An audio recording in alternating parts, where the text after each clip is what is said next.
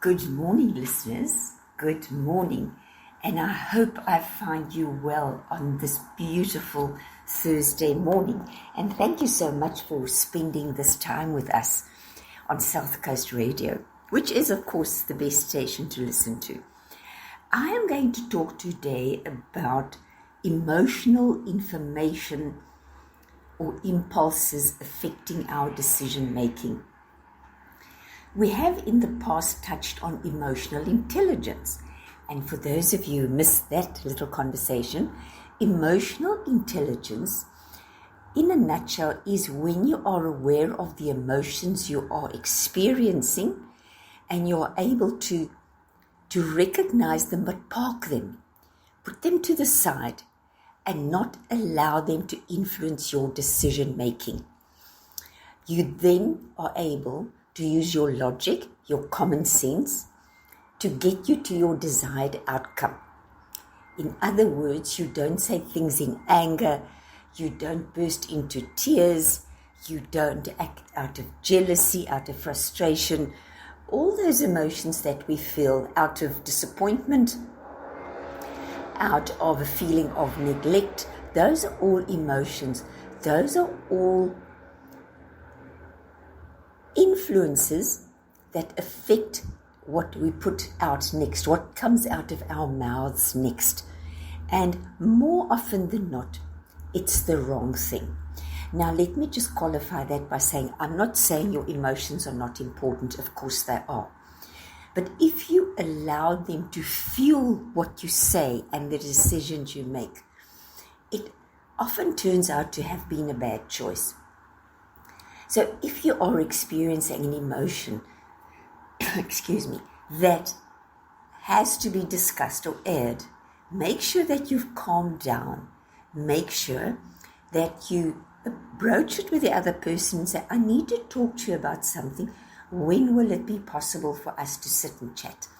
And you can say, I need 10 minutes, I need 20 minutes, I need an afternoon, if that is the case. And then you can think about and formulate what you want to convey to the other person. Whereas if you say things in the moment and those utterances are fueled by your anger, your rage, as they say, that red mist, or by intense sadness, or intense frustration, or intense disappointment, or intense jealousy, or intense whatever, then it tends to be what they call an emotional statement. It's emotional outburst, and it tends to end badly. People ignore you because, as the saying goes, you're just emotional, you're overreacting, you're taking it personally, and they don't take what you have to say seriously. So if you can say to yourself, I'm feeling so angry or so disappointed, but I'm going to park that. What is my desired outcome? And then you get clear about what your desired outcome is. And then you say to yourself, now what would be the best way for me to get that? It certainly would not be an emotional outburst. And telling the other person they are insensitive, they don't care about you, they don't understand you, they don't care about your feelings, they're not affected by how, etc., etc., etc. Because those things aren't really helpful. As valid as they are, and because that's the way you feel, they don't take the matter forward. Now think back of situations where you have had that experience. Either someone has had that outburst towards you, or you've experienced that and vented it towards each other. How did it end? The chances are there was a lot of clawing back to do after the event. So our decision making is influenced by those factors, and those decisions then lead to quick decisions, gut feel decisions, under pressure, guesswork. They are fueled by everything except logical thinking. And as we know, logical thinking, being able to have deductive thinking, is one of the crucial skills everybody needs to do. And funnily enough, and this is really, really the kicker, if you display that in your home, your little ones, your young people, your teenagers will learn that, because remember, our children learn from us. They learn to respond, to react the way they see us do. So if mom and dad fly off the handle or sulk or have any of these other reactions to something they disagree with or feel uncomfortable with, your children are going to do the same. So think about how you can teach your children to better equip them for what lies ahead in the world. And let's be honest, if you are facing something that you don't agree with or that you are uncomfortable with, something that does not sit well with you, and if you say to yourself or to the other people or parties involved, let me think about this and I will come back to you. And depending on the situation, you can say in an hour, by the end of the day, by the end of the week, or leave it open-ended. You can then go away and sit quietly and say to yourself, what is my desired outcome here? Write it down and then say, what behavior, what utterances will get me nearer that outcome? Because the emotions I felt during that interchange, if I gave vent to those, they would have taken me further away from my desired outcome. And whilst it may not be impossible to still reach your desired outcome, it is going to take a lot longer, and you are going to have to claw back some ground, some things that you said that you may have to take back, some things that the other person said in response to your outburst that now has to be navigated, and perhaps a bit of respect has been lost and a bit of regard for each other. And that also is something that, if we react emotionally and make decisions based on heightened emotions, it often leads to a loss of respect. So if my partner, my husband, my sister, whoever comes in and rails at me over something, I lose a little bit of respect. I'm more than tipped off. Whereas if somebody comes to me and say, Lee, I've got something a little bit sensitive or important or urgent to discuss with you. When will it suit you? When will it be convenient? Because remember, the other person has to be in a receptive mood. It's pointless, again, marching in on them and saying, we're talking and we're talking now. I have something to say and you're going to listen. Immediately backs up. Immediately there's resistance that presents itself in that person, and immediately you have an additional obstacle. Instead of the approach where you say, when would it be convenient for us to chat for 10 minutes or an hour? I have something that I really need to talk through with you. And the person would say to you, well, how about this afternoon or tomorrow morning or whenever?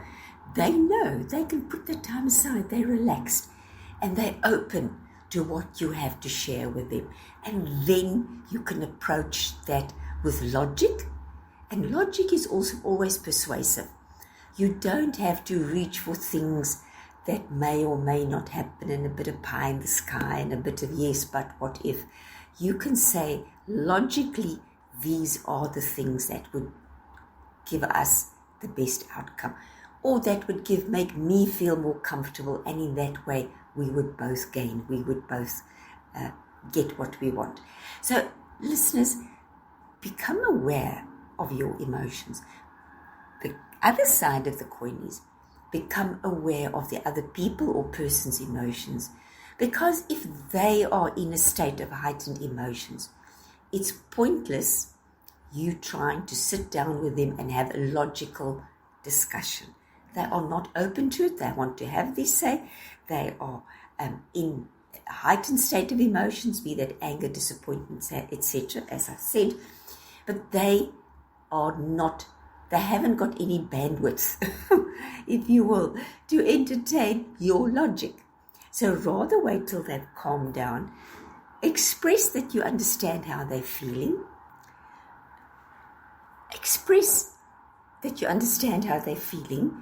and that you will give them room to process that.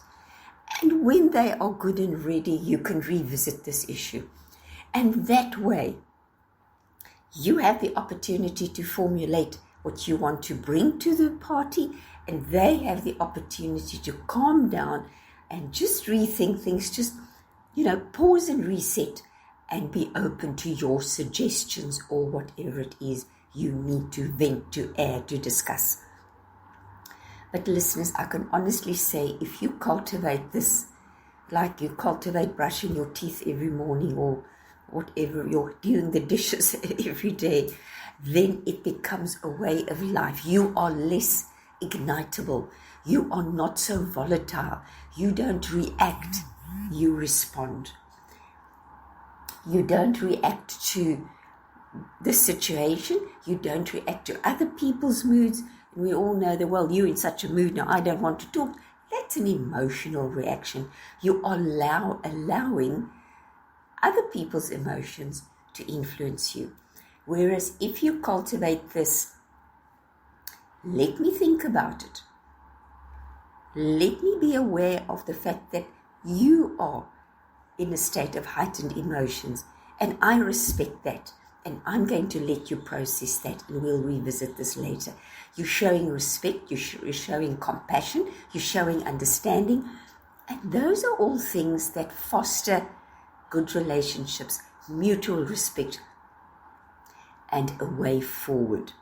So listeners, I hope that you will become more aware. And as I say, a really, really big spin-off is that if you are a parent, an aunt, an uncle, a grandparent, no matter, if you have young people in your life and they see how you handle difficult, uncomfortable situations and heightened emotions, and they start copying that, wow, wouldn't that be amazing for everyone in the world?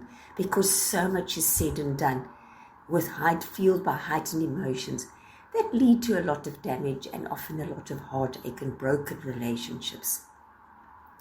So I hope that was helpful, listeners. Please let us have your requests. There is so much going on in your life, in the lives of the people around you, and in the world around you, the microcosm around you. And maybe your kids at school are having an issue that you'd like some insights on. Whatever it is, we are really interested. We are really keen to chat with you. And it is our pleasure and our privilege to always listen and give you our best insights. I hope you have a wonderful day, end of week and weekend after the rain we had the other night. The blue skies are visiting, and I wish you the very best and enjoy your day. The radio station you can't live without. This is your radio. This is South Coast Radio.